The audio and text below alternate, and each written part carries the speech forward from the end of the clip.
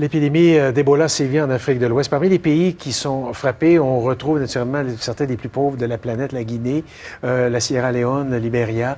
Il y a une réalité qui joue malheureusement dans la propagation de ce virus. Et avec nous pour nous en parler, Sophie Landois, notre correspondante pour l'Afrique qui s'apprête à s'envoler, on peut le dire, dans les prochaines heures, justement pour la Guinée. Bonjour.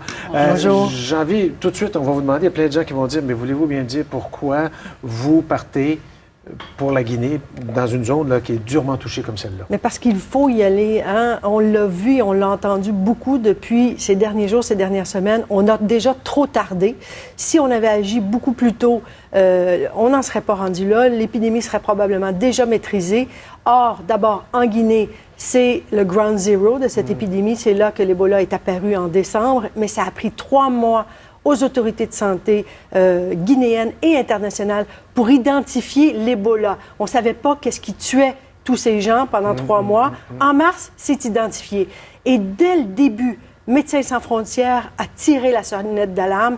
En juin, ils ont déclaré que cette épidémie était hors contrôle, qu'il n'y avait plus rien, plus assez de moyens pour même espérer l'endiguer à court terme. Ils ont répété l'alerte fin juillet, quand les cas au Libéria se sont mis à exploser.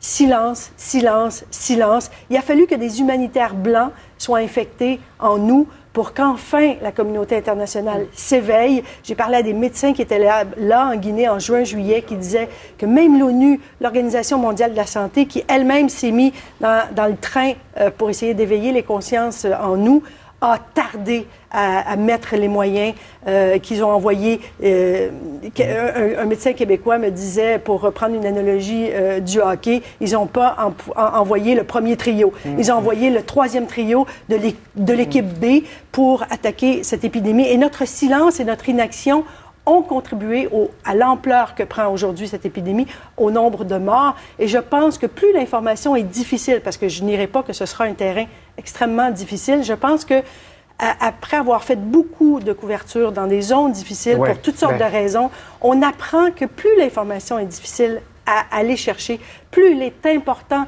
d'aller la chercher sur le terrain. Là, je vous arrête tout de suite. Il va falloir que vous nous disiez comment vous allez aller la chercher. Parce qu'il y a des gens... Bon, on a vu tout à l'heure un imbécile dans un avion qui a dit « Bon, j'ai l'Ebola », puis on a vu rentrer les gens avec les tenues, les masques, etc. Bon, vous partez pas comme ça, là. Il y a beaucoup de désinformations qui circulent sur à quel point l'Ebola est une maladie, est un virus contagieux. Évidemment, ça l'est. Mais ce n'est pas aussi contagieux, contrairement à ce qu'on peut penser, que l'influenza, par exemple, que le H1N1, que la grippe aviaire, ça ne s'attrape pas dans l'air, ni le virus ne survit pas dans l'eau non plus. Donc, pourquoi l'épidémie a pris une telle ampleur? Vous le disiez au début, c'est que ce sont des pays extrêmement pauvres. La Guinée est le 9e pays le plus pauvre au monde.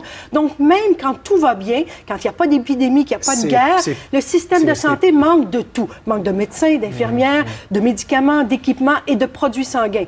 Hein? Le virus de l'Ebola est une fièvre hémorragique. Les gens ont besoin de sang pour le combattre et il n'y en a pas. Donc, on meurt beaucoup plus rapidement. Les taux de décès sont affolants parce qu'on n'a pas mis les moyens dès le début qu'on aurait dû mettre pour y aller. Mais ce qu'on a appris dans notre formation, parce qu'on a suivi des formations, c'est que justement, c'est beaucoup moins contagieux qu'on peut l'imaginer parce qu'il faut être en contact direct avec les liquides corporels d'un patient malade. Parce que pour être contagieux, il faut être malade. Si on peut être porteur, mais tant qu'on n'a pas de symptômes, on n'est pas contagieux. Et on n'a pas l'intention d'aller dans l'unité d'isolement où sont traités les malades très contagieux. On n'a pas besoin d'y aller. On peut faire l'histoire autrement.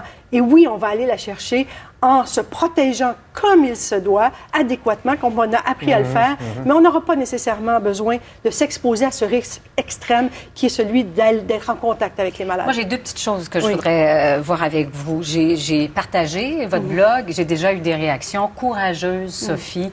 C'est entre autres ce qui est mentionné. Êtes-vous courageuse? Vous sentez-vous... Je pense qu'il faut l'être, mais c'est surtout une passion pour aller dire l'information qui est... difficile à obtenir. Je pense que l'Afrique, ça fait 7 ans que je couvre l'Afrique et c'est souvent des conflits qui prennent des ampleurs incroyable avant qu'on s'y intéresse. Moi, ça fait aussi longtemps que je tire la sonnette d'alarme, que je dis, depuis que je reçois les communiqués d'MSF en juin, écoutez, ça va pas bien. Faut y aller. En Afrique de l'Ouest, ça Ouais. va pas bien du tout. Mais comme je le disais, malheureusement, il a fallu que des Blancs, et donc que cette menace-là commence à nous menacer, nous, que les gens commencent ici à s'inquiéter de leur propre santé pour qu'on s'éveille à ça assez pour trouver l'énergie, les moyens, d'envoyer les moyens. Et quand on parle de moyens pour combattre une épidémie comme ça, il y a bien sûr les moyens, les médecins, l'équipement, mais il faut aussi des journalistes pour y aller. Oui. L'autre petite note, vous laissez une famille derrière vous, le petit Henri, ça brasse quand même Évidemment un peu que à c'est l'intérieur pas de vous. Là. c'est des décisions extrêmement difficiles à prendre. C'est des décisions familiales. Je dirais d'abord, il faut que moi, je veuille y aller. Mais avant de dire oui, c'est des discussions familiales qui sont pas faciles. Mais j'ai la chance d'avoir un conjoint qui est photographe de presse, qui sait à quel point l'Afrique est abandonnée. est oubliée, pas juste par les médias, par tout le monde. Il y a un conflit en Centrafrique qu'on oublie. Il y a une guerre civile qui est repartie au Soudan du Sud. On n'en parle pas non plus. Donc, il sait à quel point ça me trouble, cet oubli-là, cette indifférence-là, et il sait que j'en ai fait un peu comme une mission d'essayer de secouer cette indifférence-là, ce fatalisme-là, parce qu'on a l'impression que parce que c'est en Afrique, ça va arriver. Ouais. Hein, c'est des conflits. On entend des gens dire, laissons-les s'entretuer, on peut rien faire. C'est pas vrai. Ouais, et il sait Surtout que vous êtes pour prudente, l'Ebola. Sophie. Mais oui, évidemment. Oui, bien sûr. On peut pas. On sait que vous êtes On vous souhaite tous Merci. bon voyage et bon courage. Merci. Je vous en prie. Merci.